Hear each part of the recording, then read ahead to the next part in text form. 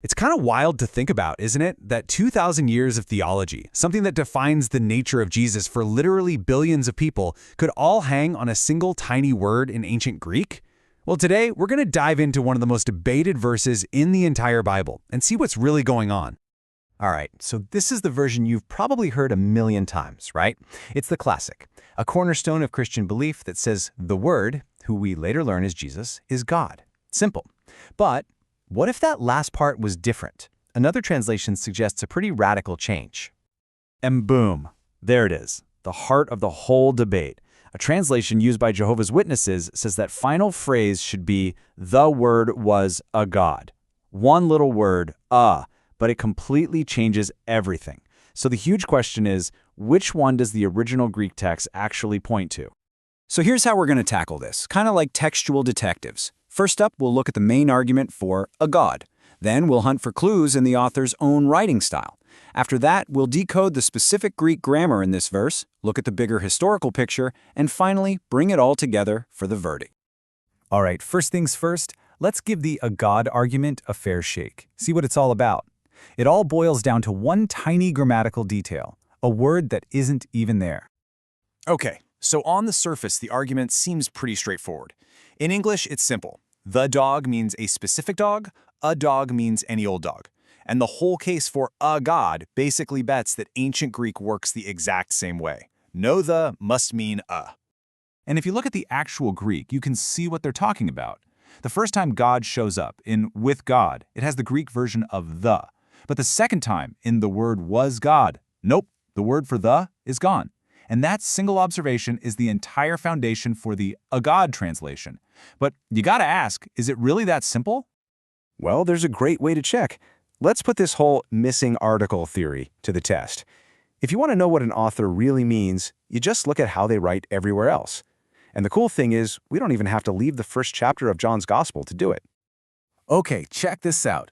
Clue number 1 is just a few verses down in John 1:6. It talks about John the Baptist being sent from God. And guess what? In the Greek, the word for God has no the.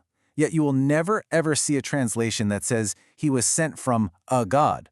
Everyone agrees it means the one and only supreme God. And it's not a one-off thing. Look at verse 12. It says believers become children of God. Same deal. The Greek word for God doesn't have the article, but it obviously means God, not a God, right? I mean, that just makes sense. And one more, just to really drive the point home. Verse 18, no one has ever seen God. I mean, the context here is crystal clear. It's talking about the Father, the supreme God.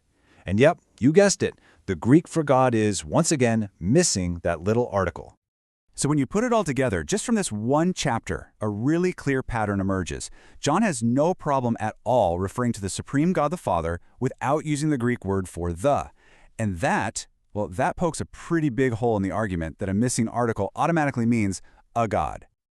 But wait, there's more. It gets even more interesting, because it turns out there's a really specific grammatical reason why that article is missing. And spoiler alert, it has nothing to do with making God into some lesser being. Okay, let's get into a little Greek grammar, but I promise it's not as scary as it sounds. In a sentence like this, Greek has a neat trick to show you what the main subject is. It's simple. Whichever noun gets the article, that's your subject. So in our verse, the word gets the article. Bam! It's the subject. That means God, without the article, is doing a different job. It's there to describe the subject, the word. And this is the real key. When that describing word doesn't have an article, it's not talking about identity, it's talking about quality or nature. Think of it like this.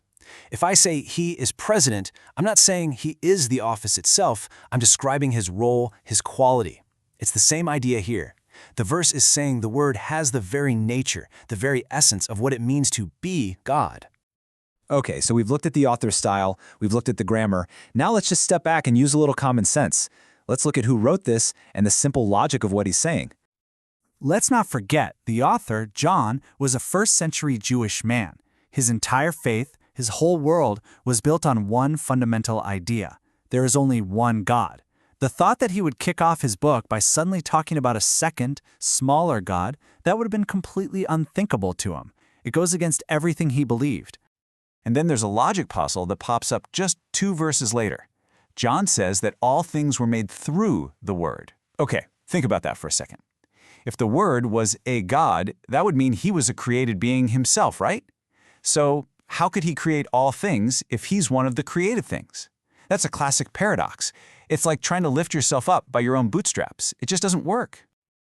All right, so we've looked at this from a few different angles now. We've got the author's writing style, the nitty-gritty grammar, and the big picture context. So let's put all the clues on the table and see what we've really got. When you lay it all out, the case for the Word was God is incredibly strong. That missing article argument just falls apart when you actually see how John writes. The grammar isn't a mistake. It's a specific tool to describe the word's divine nature. And honestly, the a God idea just doesn't fit with who John was or the logic of what he wrote. So what we're looking at isn't some clumsy mistake.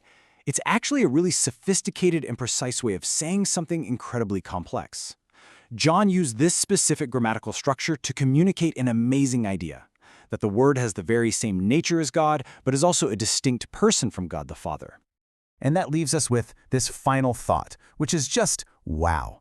How can the grammar of a single verse, the placement of one tiny word, end up shaping 2,000 years of belief for billions of people?